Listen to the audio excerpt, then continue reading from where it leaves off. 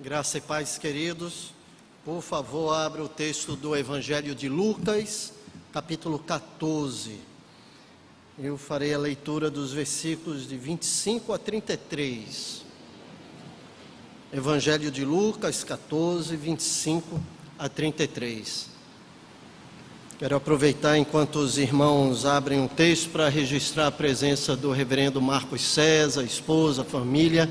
Alegria em tê-los aqui conosco, sempre é um prazer muito grande vê-los. O pastor Marcos é responsável pela área de missões do nosso seminário e é uma bênção tê-lo aqui em nosso meio. Gosto muito desse culto da tarde, eu já falei para os irmãos, me sinto à vontade mesmo. Eu disse a última vez que eu me sinto assim como que num culto doméstico em casa, né? Com menos gente, dá até vontade de puxar a cadeira, sentar ali e compartilhar a palavra. É um ambiente bem agradável para mim, e a minha oração é que esse ambiente, ao redor da palavra, seja usado pelo Senhor, né? De forma a que a sua graça nos atinja, iluminando o nosso entendimento, para que possamos compreender a sua vontade. Evangelho de Lucas, capítulo 14, 25 a 33. Eu farei a leitura. Por favor, os queridos, acompanhem silenciosamente. Lerei na versão NVI, com a permissão dos queridos. Temos adotado já há vários anos a versão atualizada, mas nessa noite utilizarei a nova versão internacional. Uma grande multidão ia acompanhando Jesus. Este, voltando-se para ela, disse: se alguém vem a mim e não ama o seu pai, e ama o seu pai, sua mãe, sua mulher, seus filhos, seus irmãos e irmãs, e até a sua própria vida, mais do que a mim, não pode ser meu discípulo. E aquele que não carrega a sua cruz e não me segue, não pode ser meu discípulo. Qual de vocês, se quiser construir uma torre, primeiro não se assenta e calcula o preço, para ver se tem dinheiro suficiente para completá-la? Pois se lançar o alicerce e não for capaz de terminá-la, todos os que a virem rirão dele, dizendo: este homem começou a construir e não foi capaz de terminar. Ou, qual é o rei que, pretendendo sair à guerra contra outro rei, primeiro não se assenta e pensa se com 10.000 homens é capaz de enfrentar aquele que vem contra ele com 20.000? Se não for capaz, enviará uma delegação enquanto o outro ainda está longe e pedirá um acordo de paz. Da mesma forma, qualquer de vocês que não renunciar a tudo quanto tem, tudo o que possui, não pode ser meu discípulo. O sal, vou continuar até o final, até o 34. O sal é bom, mas se ele perder o sabor, como restaurá-lo? Não serve nem para o solo, nem para adubo, é jogado fora.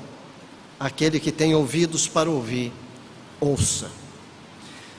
Queridos, o evangelho no nosso país é um evangelho de muitas facilidades. A pregação do evangelicalismo que está aí colocado propõe muitas facilidades e uma vida de prosperidade àqueles que pretendem seguir a Jesus. Aqueles que se comprometem com Jesus, dizem, sempre estarão à frente, nunca padecerão qualquer tipo de necessidade ou problema.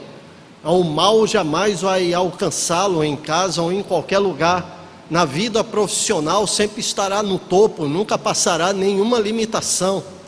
Esse tipo de pregação neo-evangélica, se podemos chamar de evangélica, ou mesmo de nova, porque desde a época da igreja primitiva, esse tipo de facilidade era pregado e negociado. Aliás, o próprio Senhor Jesus, quando lida a respeito do discipulado, trata com pessoas que não compreendem o preço a pagar. Seguir a Jesus era algo extraordinário, era apaixonante.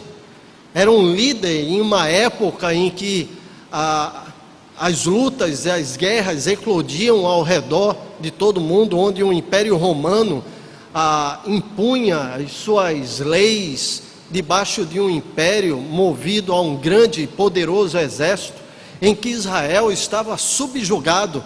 Agora vem Jesus anunciando a paz, e mais do que isso, ele, aonde passa, efetua curas, sinais e revela prodígios. Era apaixonante segui-lo. Ouvia a respeito do reino dos céus, aquentava o coração, estimulava a vida, enchia a pessoa de esperança. Não havia outra pessoa que era mais desejável do que passar o dia, porque Jesus sempre falava coisas que eram boas de se ouvir. A verdade é que Jesus, tempos a tempos, tinha que parar e falar sobre um discipulado genuíno, verdadeiro. Ele colocava diante daqueles que desejavam segui-lo enquanto discípulos o real preço que deveria ser pago. O texto que lemos, em especial, é um destes. Não somente o evangelista Lucas registra, como em outros evangelhos, esse momento em que o Senhor lida com discípulos. Há um outro momento em que pessoas o buscam e querem servi-lo, e ele responde: por que vocês querem seguir-me? Por que querem ser meus discípulos? Lembrem que as raposas têm os seus covis, as aves dos céus ninhos, o Filho do Homem não tem onde reclinar a cabeça. Um outro diz: Senhor, eu vou te seguir aonde quer que fores, deixa primeiro enterrar o meu pai. Lembram desse? Ele disse: deixa os mortos ou enterrar os próprios mortos, porém tu vem e anuncia o evangelho. A outro disse: aquele que lança a mão do arado e olha para trás, não é digno de ser chamado meu discípulo. Sempre o Senhor Jesus colocava em meio à mensagem de esperança, diante dos seus discípulos, a realidade de um discipulado que significava preço a ser pago. Essa é a dificuldade muitas vezes de entendermos um discipulado em nossa geração. Eu estava ouvindo há anos o meu pai, e o meu pai estava dizendo na cidade de Garanhuns a dificuldade que era de se identificar num colégio ou no seu trabalho ou na vida profissional como um cristão. Eles eram, os evangélicos eram apelidados de bodes. Imagina uma criança entrando na escola, filho de uma família evangélica, um jovenzinho, talvez um adolescente, entrando em sala de aula e os colegas atrás berrando, feito uma cabra ou um bode. A vergonha que era.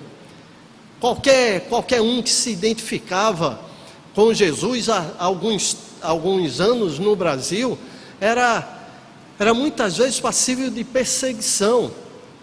Hoje parece que há um certo modismo, parece que a facilidade apregoada atrai alguns que são discípulos de uma boa vida e não do Senhor Jesus de fato. Quando tratamos sobre o discipulado cristão, quando apontamos para o caminho de Cristo, nos é necessário também, juntando a todas as benesses que é seguir a Cristo, todas as bênçãos que recebemos disso, alertar os irmãos para o preço que precisa ser pago. O que se deve abrir mão quando resolvemos seguir a Cristo. E esse texto em particular é extraordinário para a gente checar a nossa caminhada, checar o nosso discipulado, se estamos de fato comprometidos com Ele ou não, porque o discipulado comprometido trilha todo e qualquer caminho, no tempo de fartura e no tempo da pressão. Quando lemos esse texto, vemos que o discipulado tem suas exigências, e o Senhor não as nega, muito pelo contrário, Ele deixa bem claro àqueles que na sua época queriam segui-lo. Então, que exigências são essas? Eu listei para refletir nessa tarde com os irmãos 4 delas. Eu gostaria da sua atenção para o texto, para que pudéssemos percebê-las aqui nele. Primeira exigência: amar a Deus acima de todas as coisas. O versículo 26 que lemos diz: versículo 25, ele diz: uma grande multidão ia acompanhando Jesus. Este, voltando-se para ela, disse, agora 26, se alguém vem a mim e ama o seu pai, e sua mãe, e sua mulher, seus filhos, seus irmãos e irmãs, e até a sua própria vida mais do que a mim, não pode ser o meu discípulo. Eu perdi meus pais há 1 ano e meio, aproximadamente. E quando a gente perde, parece que o peso da ausência demonstra mais ainda a importância que eles tinham na nossa vida. É assim, a nossa experiência sempre acontece esse tipo de coisa. O amor aos meus pais sempre foi muito marcante, sempre foi algo do meu coração, do coração dos meus irmãos. Sempre fomos muito família. E hoje, na ausência dos meus pais, temos como irmãos, tipo família de Jó, nos reunido mensalmente para almoçarmos. Mensalmente, um domingo, reunimos todos os irmãos, os sobrinhos, os agregados, e tiramos aí um tempo para conversarmos, orarmos juntos, nos alimentarmos, e depois, à tarde, voltamos para a igreja para continuar a cultuar a Deus. O apego aos irmãos se tornou mais forte ainda do que na época que papai e mamãe ainda estavam entre nós. Quando lemos um texto desse, principalmente se somos muito família, a afirmação de Cristo é algo desafiadora.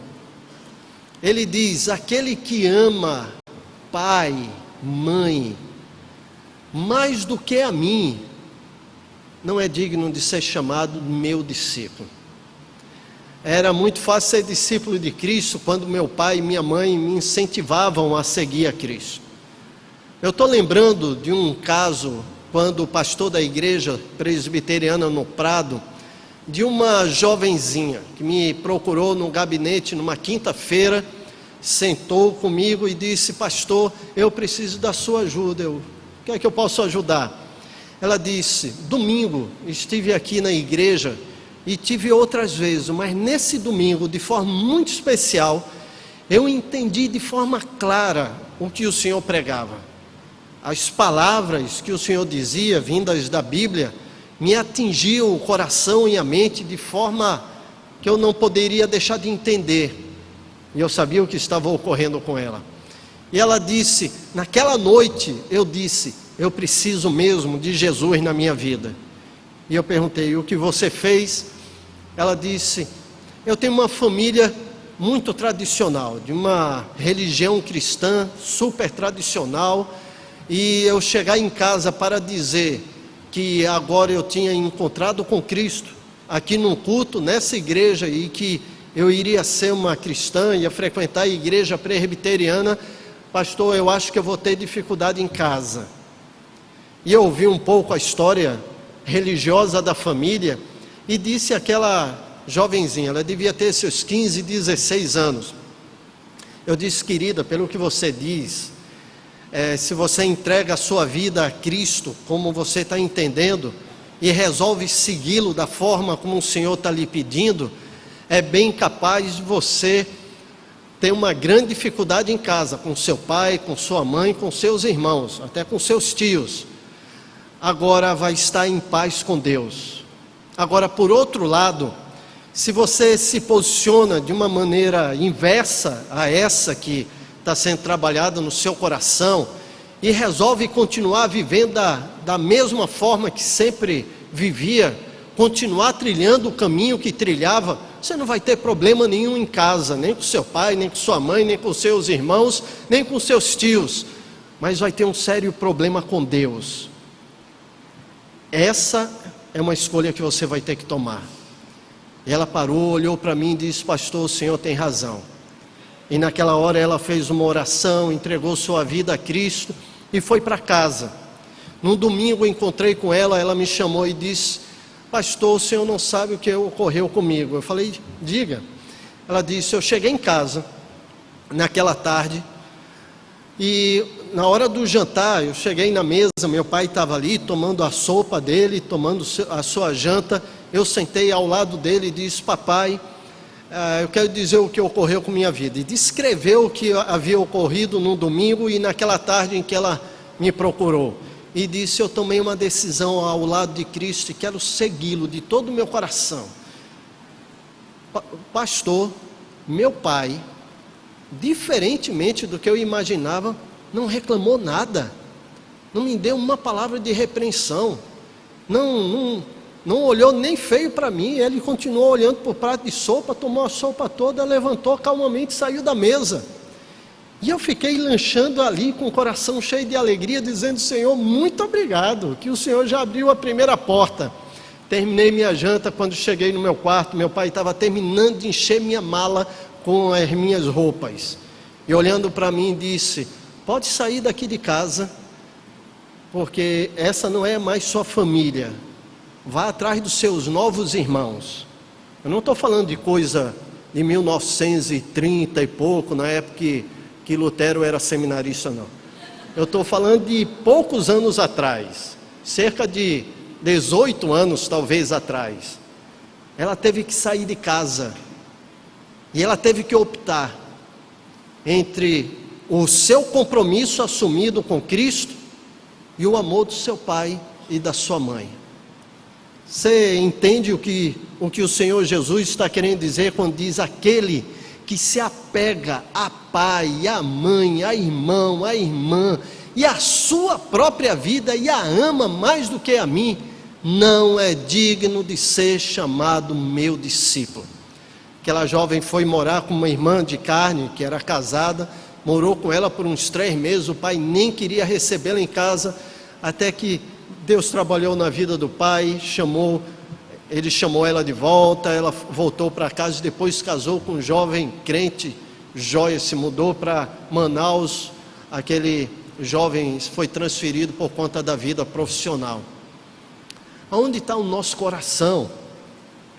Quando estivemos hoje na classe aqui de pais e filhos, em escola dominical, tratando sobre educação de filhos, passamos por aquele texto de Deuteronômios capítulo 6, e vimos que antes de chegar na instrução para nossos filhos, nós precisamos firmar 2 coisas. Primeiro, convicção, saber que o Senhor é o único Deus, e é o nosso único Deus. E depois ele fala que nós devemos servir ao Senhor de todo o nosso coração, toda a nossa alma, todo o nosso entendimento. Só vamos poder abençoar nossos filhos na medida de que nós conhecemos a Deus. Só podemos levá-lo ao discipulado, nossos filhos, levá-los ao discipulado se somos discípulos de fato. Então, queridos, quando pensamos em nos identificar como aqueles que seguem a Cristo, perguntamos: onde está o nosso coração? Que o Senhor Jesus fala que devemos servir a Ele de todo o coração, de toda a alma e de todo o entendimento. Não há nada que possamos ou devemos amar nesse mundo mais do que ao Senhor. Nada, absolutamente nada. Em outro texto, falando com os seus discípulos, Jesus argue a eles e afirma: vocês dizem que eu vim trazer paz a esse mundo? Eu não vim trazer paz. Palavra do Senhor Jesus. Se não me falha a memória, Marcos 16. Depois procura, que eu lembrei desse texto agora. Ele diz: não vim trazer paz a este mundo, mas vim trazer espada e separação entre pais e filhos, irmãos e irmãs. Palavra do Senhor Jesus. Onde está o nosso coração? Aí, aonde estiver, haverá a identificação, a identidade clara de um verdadeiro discípulo de Cristo. Primeira exigência: um amor genuíno, íntegro, integral ao nosso Deus. Amar a Deus acima de todas as coisas. Ainda no versículo 6, lá no final, o Senhor Jesus fala aos seus discípulos, Versículo 26, eu vou ler do começo. Se alguém vem a mim e ama o seu pai, sua mãe, sua mulher, seus filhos, seus irmãos e irmãs, e até a sua própria vida, mais do que a mim, não pode ser meu discípulo. Quem ama a sua própria vida mais do que a mim. A outra versão fala sobre negar-se a si mesmo. No nosso boletim, a parte inicial, o primeiro artigo de capa, fala sobre autonegação.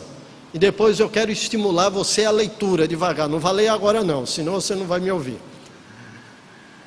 Mas depois leia, é exatamente isso que eu separei para tratar com vocês. E eu já ouvi alguém dizendo que esse é o ponto mais difícil do discipulado. No nosso coração humano, dá até para colocar mãe e pai em segundo plano, mesmo que difícil, mas ainda dá. Ainda dá para colocar os irmãos no segundo plano de amor, deixando Deus em primeiro lugar. Mas nos destronar, tirar o nosso ego do trono, amar a Deus mais do que eu amo a mim mesmo, considerá-lo digno de prioridade mais do que eu ser digno dessa prioridade, esse é o grande desafio cristão.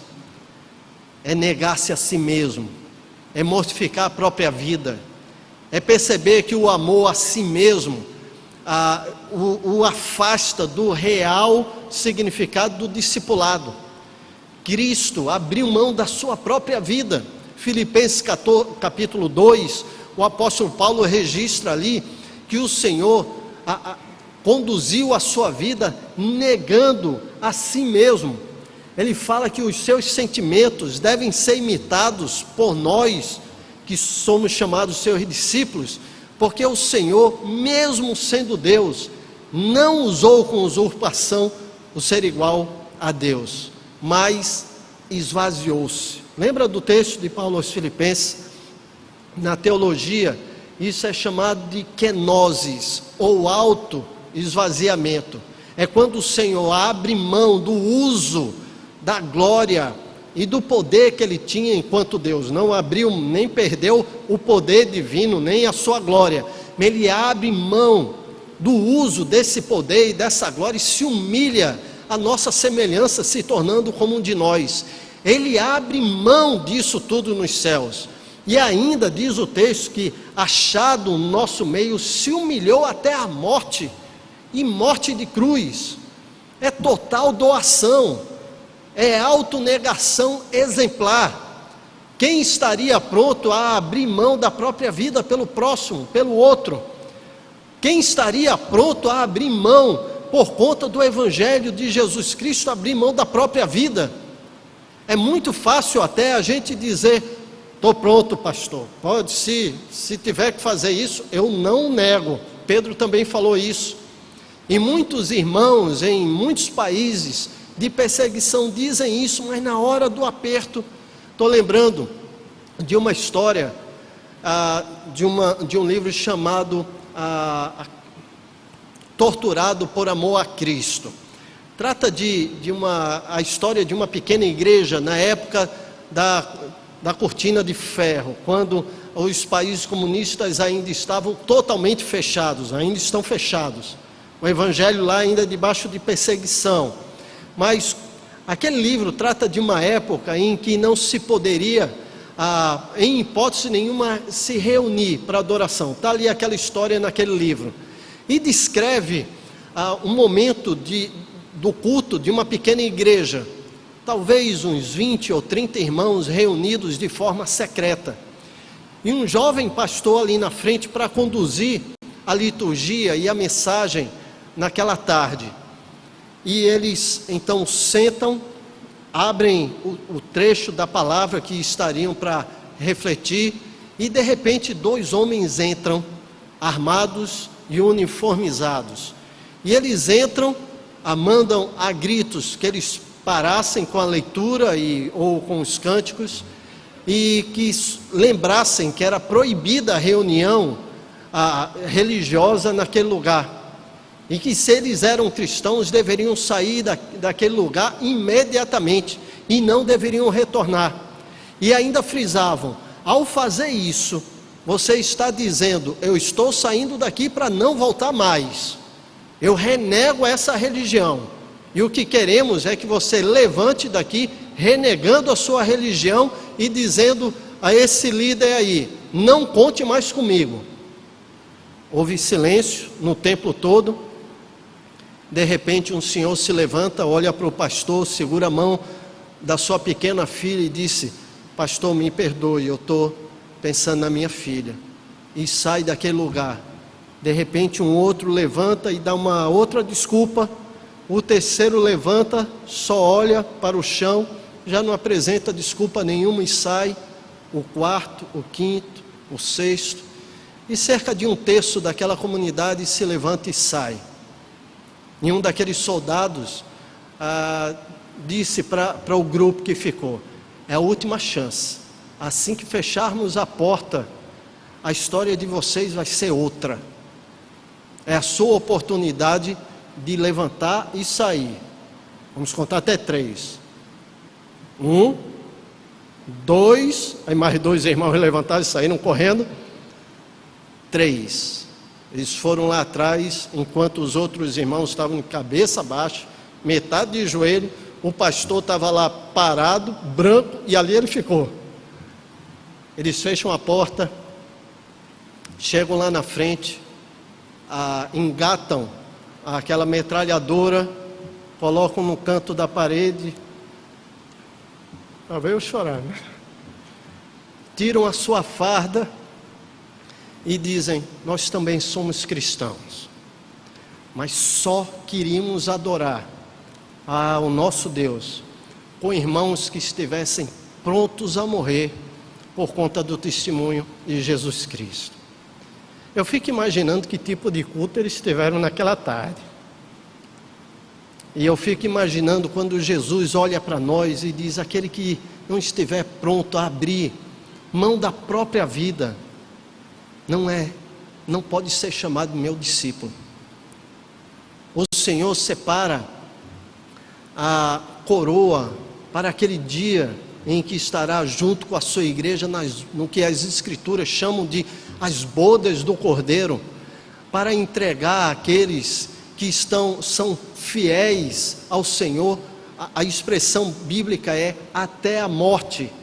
E a ideia não é que a pessoa necessariamente morreu por Cristo para receber a coroa, mas de pessoas que estão prontas até a morte, sendo fiéis ao Senhor, prontos a pagar o preço, a negar-se a si mesmo, a abrir mão da própria vida. Isso tem a ver, não é só com a vida física, tem a ver com valores, tem a ver com o seu testemunho na vida profissional. Quando você é pressionado a assinar um documento em que é forjado qualquer licitação, isso é quando na vida profissional você é pressionado a sonegar impostos, e às vezes com a desculpa que se eu não sonegar, eu não sobrevivo. Feche a barraca, feche seu negócio. Se você não pode ser cristão genuíno, fiel, zeloso ali na sua vida profissional, não é a área que você deve estar. Pode fechar e confie que o Senhor vai conduzir. Pode ser debaixo de perda, mas não tem como estarmos entendendo que o meu prazer, o meu benefício, a minha satisfação, a minha comodidade, o meu conforto é mais importante do que obedecer os preceitos do Evangelho. Não são. Aquele que não negasse a si mesmo, que não abrir mão da própria vida, que não entender que precisa amar o Senhor mais do que a si mesmo, não é discípulo de Cristo. Versículo 27, podemos perceber uma outra exigência. O versículo 27, o Senhor Jesus diz: e aquele que não carrega sua cruz e não me segue, não pode ser meu discípulo. A ideia do do tomar a cruz é a ideia de você pesar bem o que isso significa na sua caminhada. Falei sobre vida profissional, falei sobre relacionamentos. O Senhor Jesus fala sobre um preço a ser pago, e Ele está falando sobre mortificação. Na sua mente estava exatamente aquilo que ele deveria passar. Ele sabia que iria para a cruz. Ele não foi o único a ir para a cruz. A cruz era uma morte comum no Império Romano. A cruz era algo aplicado àqueles que haviam sido condenados, principalmente por questões ideológicas e políticas.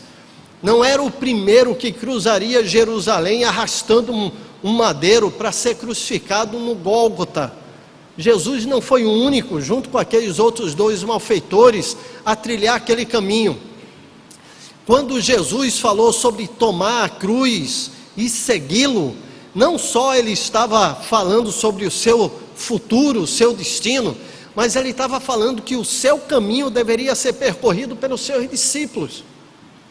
Ou seja, pronto a pagar esse preço, pronto a abrir mão e ter perdas por isso, a levar o peso do que significa a trilhar os mesmos caminhos de Jesus. Eu estou pensando num cálculo que ele manda fazer daquele que quer construir uma torre e daquele que quer ir para uma batalha.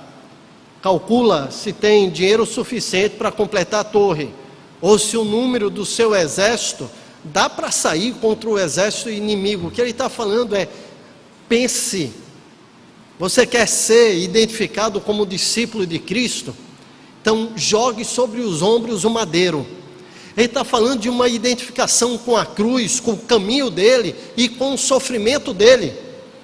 Quando participamos da Santa Ceia, não estamos aqui para nos alimentarmos, até porque aquele pequeno pão e aquele pequeno cálice não sacia ninguém. O que estamos fazendo é dizendo para o Senhor: sim, Senhor, eu me lembro do seu sacrifício e me identifico com essa cruz. O apóstolo Paulo diz: eu já estou crucificado com Cristo. Sabe o que isso significa? Não sou eu quem vive, mas é Cristo que vive em mim.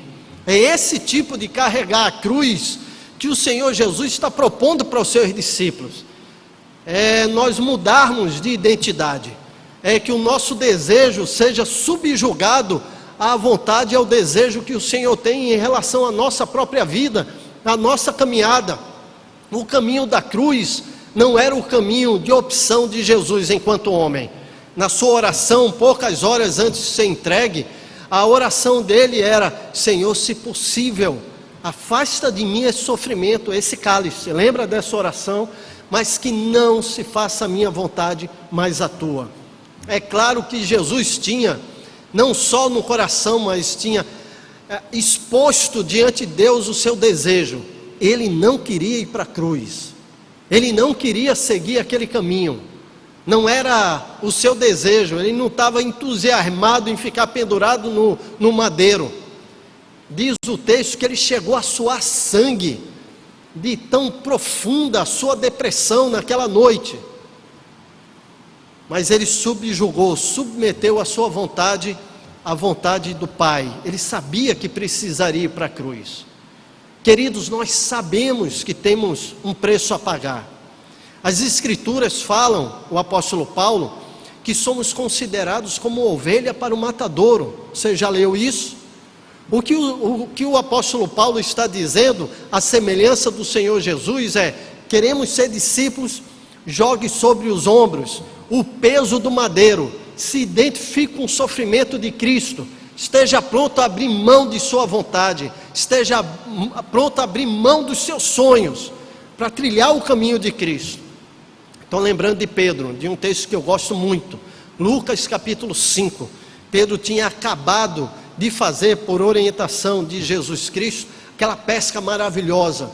Eram 2 barcos abarrotados de peixes, e ele leva, diz o texto em Lucas 5, leva o barco até a praia, se aproxima de Cristo, recebe a vocação de ser pescador de homens, e percebe que o que ele sempre sonhou na sua vida estava ali, bem pertinho dele.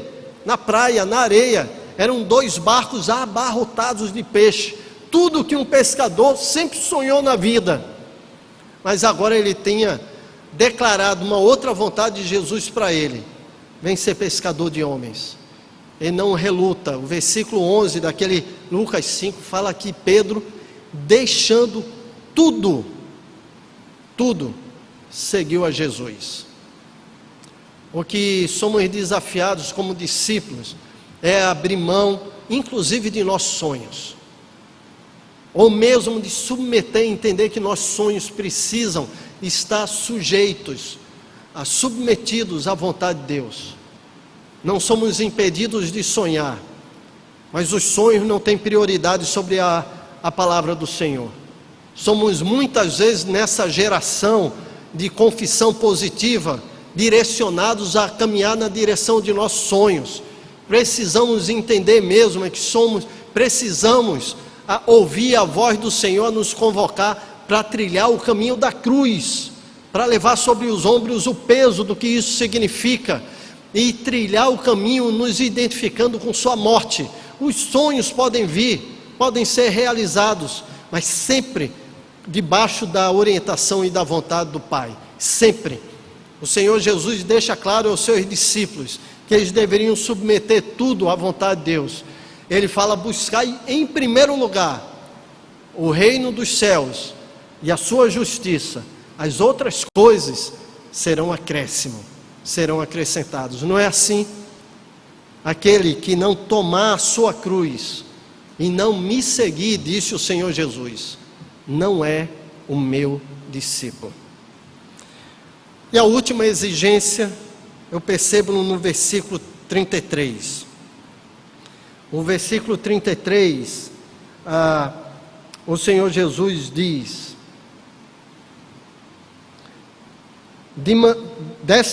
dessa forma, qualquer de vocês que não renunciar a tudo quanto possui, não pode ser o meu discípulo.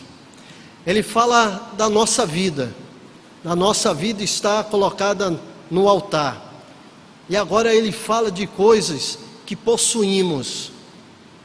É interessante porque, como humanos, damos tanto valor aos bens. Estou lembrando de tantos textos bíblicos que saem pulando na minha mente.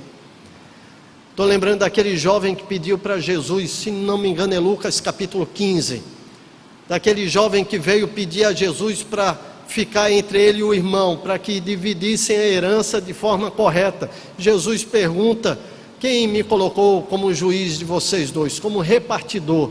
E ele faz uma afirmação impactante. Ele diz: a vida de um homem não consiste na abundância dos bens que ele possui. O que Jesus está querendo dizer é: se nós queremos avaliar a nossa vida, os bens não significam absolutamente nada. Tem gente que imagina que o sucesso está nos bens que se pode ter. Eu fico impressionado como isso está impregnado dentro de nossa igreja. Eu não estou dizendo dentro de nossas igrejas, estou dizendo dentro da nossa igreja. Estou falando aqui dentro. Como valorizamos o ter, as coisas. Como tem pai que não quer que o filho namore ou a filha namore com fulano ou cicrano porque é pobre, porque não tem uma vida profissional de aparente sucesso, como se o sucesso tivesse a ver com a conta bancária, ou com o tipo de carro que estaciona na frente da igreja, ou qual o endereço que ele mora, que tem sua residência. Esses não são os nossos valores? Infelizmente são. Uma vez pregando sobre esse texto de Lucas, eu perguntei à igreja: vamos imaginar 2 pessoas chegando aqui para o culto. Vamos pensar no culto da tarde. Você está ali, lá na escada, e vê 2 irmãos chegando. Um está vindo lá da Avenida Boa Viagem, que não é problema nenhum morar na Avenida Boa Viagem. Se alguém aqui mora na Avenida Boa Viagem, nem se preocupe, não estou falando mal de você. Mas lá vem esse irmão que vem da Avenida Boa Viagem. E estaciona o seu carro aí, a sua BMW branca, com aquela jante bem bonita, bem cromada e brilhosa, e ele desce vestido num terno daquele, não é BMW não, terno, BMW, tá joia? Vestido naquele terno perfeito, com um caimento extraordinário, feito por um alfaiate para ele. E você vê aquele irmão passando, pega o boletim, cumprimenta, a paz do Senhor, ele entra e senta aí. Daqui a pouco vem chegando um outro irmão, claro que ele vem chegando atrasado, porque o ônibus que ele pegou, lá no alto, não sei das quantas, se atrasou, e ele então quase perde metade do culto. Ele chega correndo aí pela escadaria, esbaforido, suando, com um suor quase fazendo com sua camisa esteja colado no corpo. E ele senta lá atrás no banco atrasado, dá um suspiro, graças a Deus cheguei. E há tempo de ouvir a palavra. Aí você senta para avaliar os dois irmãos, e você pensa em quem é, de fato, o bem-sucedido, a quem você indicaria como um homem bem-sucedido. Seja sincero, vai apontar aquele que veio de ônibus, você vai dizer aquele que veio de BMW, esse homem é bem-sucedido. Isso tem a ver com nossos valores. Normalmente julgamos assim, na nossa mente, nos nossos valores humanos. Quando o Senhor Jesus fala sobre abrir mão de tudo que tem, Ele está falando para aqueles dois jovens que pediram para repartir o dinheiro, dizendo que um homem não pode ser medido pela abundância de bens que ele possui, porque ele está falando de outros valores que são mais importantes do que os valores depositados na conta corrente. Ele está falando de outros valores que não se compra no mercado, que não se consegue numa imobiliária, nem numa agência de uma marca extraordinária ou de um carro importado. Ele está falando de valores que só podem ser alcançados na cruz. Ele está falando de valores que ele veio não só proclamar, mas viver. Lembra-se que eu falei que aqueles que queriam segui-lo, ele disse: pensem bem, porque até as aves dos céus têm ninhos, mas o filho do homem não tem onde reclinar a cabeça. Ser discípulo de Cristo pode significar abrir mão de bens, ter que abrir mão de bens. Estamos prontos a pagar esse preço? Estamos mesmo dispostos a dizer: quero seguir no discipulado? Lembra-se daquele jovem rico, e aí eu termino citando esse outro texto, que diz: Senhor, o que é que eu preciso para entrar no reino dos céus? E era um rapaz extraordinário, cumpridor da lei, excelente filho, uma moral íntegra, amava os outros, diz o texto, como ele amava a si mesmo. Era um rapaz irrepreensível em toda a sua conduta e moral, mas amava os seus bens, porque Jesus disse: quer ser perfeito?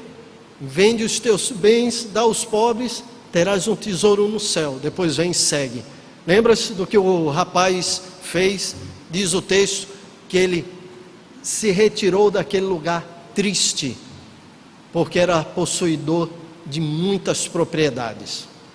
Aquele que não negar, que não renunciar a tudo quanto tem, não é meu discípulo, disse o Senhor Jesus. Ele não está dizendo aqui que somente aquele que mora lá no alto, não sei das quantas, é seu discípulo. O que ele está dizendo é que aquele que para num BMW, não é problema nenhum ter um BMW também, mas para o seu BMW na porta, vem de um apartamento ou de uma casa luxuosa, se o seu coração não estiver colocado em Cristo, aquilo não significa nada em relação ao seu sucesso. É só bens materiais, e isso fica no dia em que formos encontrar com o nosso Senhor. Nada elevado, nada. Somos nós e o Senhor, olho no olho, no dia da prestação de contas. A verdade, queridos, é que o discipulado cristão exige preço. E eu penso em Pedro, com aqueles barcos cheios de peixe, deixando tudo, porque o seu coração ardia, não mais pela venda dos peixes, não mais por tirar foto ao lado daqueles peixes para botar no Facebook de Pedro, mas o convite, a nova prioridade a nova paixão que estava ardendo no coração de Pedro, de ser pescador de homens, de ser testemunha nesse mundo, ardia mais do que tudo que ele podia ser, toda a sua experiência de pescador, ou qualquer dinheiro que ele poderia adquirir vendendo aqueles peixes. Não havia nada mais desejável. O meu desafio é que, à luz do texto, do ensino de Jesus acerca do discipulado, possamos checar a nossa caminhada e nos sentirmos desafiados a colocar os valores humanos, que são tão próprios nossos, no devido lugar, subjugados, talvez mortos, para que os valores dos céus, a visão celestial e aquilo que representa o verdadeiro discipulado possa fazer parte da nossa vida, para a glória do Senhor, para crescimento da igreja e para que sejamos identificados como seus discípulos. Que o Senhor nos ajude assim, para a glória e para a honra do nosso Senhor. Amém.